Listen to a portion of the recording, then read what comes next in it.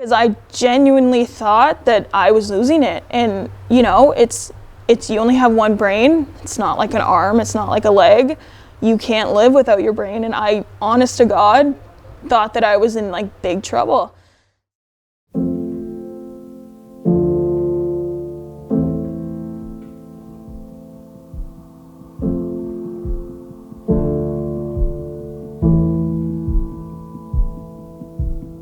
My name is Rachel Dowdall. I have played 4 seasons here for Ryerson. I'm in my 5th year of EUS program. Growing up, I played for the Clarington Flames, transitioned to Lee Side for my 1 midget year, and then I played 2 years for junior at Lee Side, and then I signed here at Ryerson. I started playing hockey with Rachel. We came in the same year.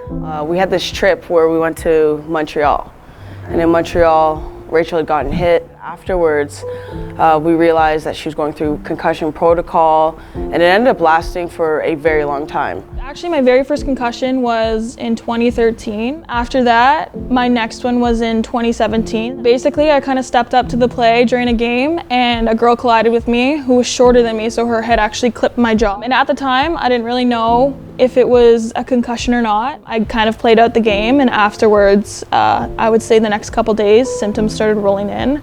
The main physical symptoms were I slept a lot. I was very tired, exhausted all the time. Headaches, nausea, dizziness. Once that concussion happened, her motivation dropped, her focus changed. There'd be big lapses in the day where I wouldn't hear from her, and I'd be like, "Where were you?"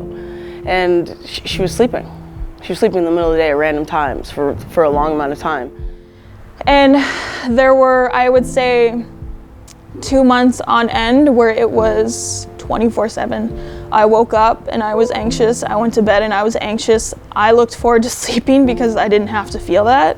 When Rachel stepped away from the game to take care of herself, we felt it tremendously throughout the team. We felt it in the dressing room, we felt it on the bench, we felt it on the ice. She's a great hockey player. Concussions already are very isolating. You can't be around your team, can't go out with your friends, you can't go to classes, you get behind in school. There's already anxiety with that. So if you play on to extra anxieties and extra mental symptoms, it gets so much worse. It was hard to understand what was happening with Rachel. I think she was struggling to understand whether this was a symptom, was this a headache because my friends are annoying me today, or am I experiencing a symptom from my concussion? So it was hard for her to differentiate what she was actually experiencing, and in that time I think her mental health might have taken a hit because she wasn't able to identify every time what exactly was going on with her.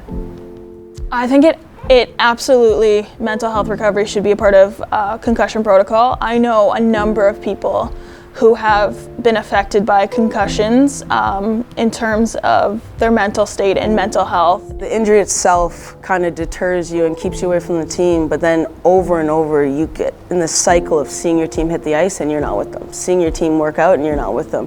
So it's a snowball effect and it builds on you, and I can see how it's hard to be vulnerable and go, I'm not okay right now. I'm not handling this well, and asking for help is like, you gotta be courageous to let people know that you're hurting.